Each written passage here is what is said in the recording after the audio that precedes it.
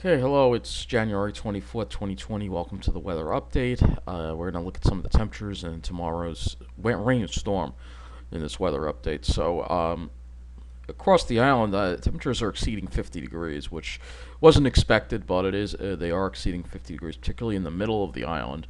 For the North Shore and the South Shore, for some reason, it's a little cooler over in those spots, but there's not really a whole lot of wind out there. But there are some cooler temperatures on the South Shore. In the middle of the island, it's the warmest, and on the North Shore too, it's a little cooler as well.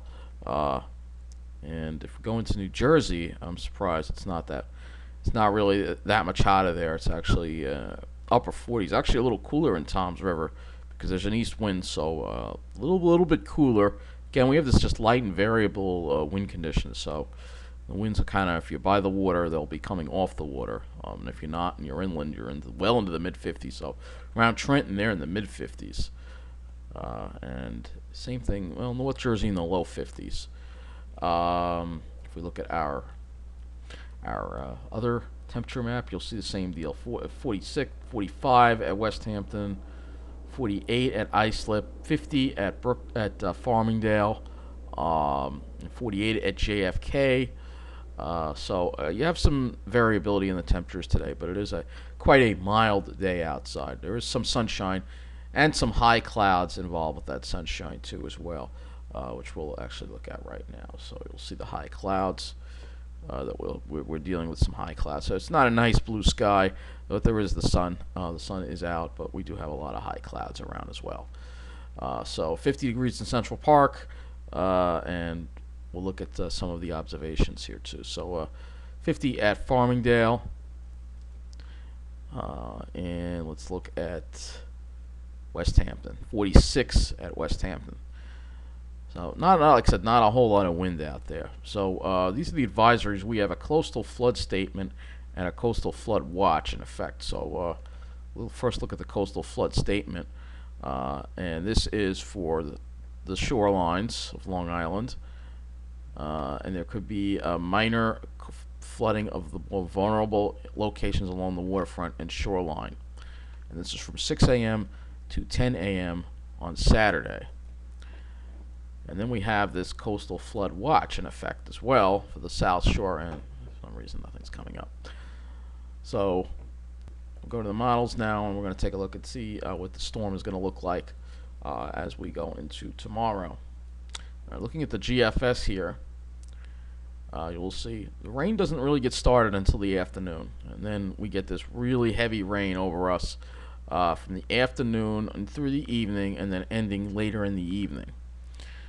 And it could come down pretty heavy with this line of rain. It won't be raining for a long period of time. It's going to mainly be in the later part of the day through the early evening is the worst of it. GFS gives us the total accumulated precip though of probably around an inch across our area. Now we go and look at the NAM model. And the NAM model pretty much has the same kind of pattern there. So maybe a little heavier rain in New Jersey. Let's go and look at how the NAM is picking this up. So rain gets started around probably figure 1-2 o'clock across Long Island, and then it continues pretty heavy right through the early evening, and then NAM actually does bring it to an end around 6-7 o'clock for Nassau County. So maybe it won't be raining the whole evening, and then that moves on out. So it is moving a little more quickly.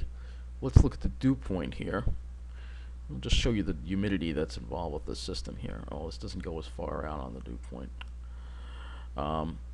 You can see though that there's going to be some humidity involved with this system here. Then you see that tropical feed coming up. And as far as the temperatures go, just put this to temperatures.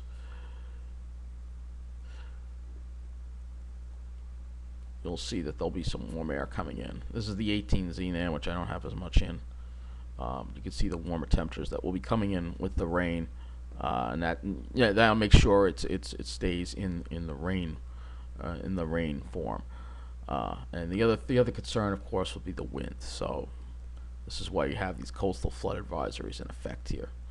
Let's see what these winds don't look all that bad. These winds don't look all that bad at all, actually. Not too bad on the NAM at least. Let's go to windy.com and we'll see. Let's see what the windy.com has for the winds tomorrow.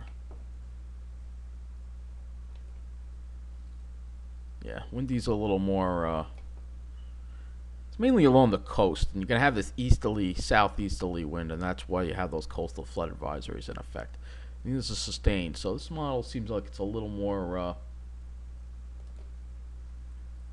yeah, these are some of the wind gusts. I mean, nothing terribly impressive with as far as the winds go, but if you're along the water, that's why they have that coastal flood advisory in effect, especially when that that front comes through. This is like a better model. I like using this one for the wind. You can see some 44-mile-an-hour gusts around 8 p.m. So timing's a little slower on this model versus the rain. I bet lines up. Yeah, has the heavy rain more over 8 o'clock. So anyway, I'll keep you posted on this rainstorm. Just it's going to be a rainy day tomorrow. Worst of it, afternoon into the early evening probably. And you know, what can I tell you? It's just going to be another rainstorm. But that's going to be it for this weather update. Take care.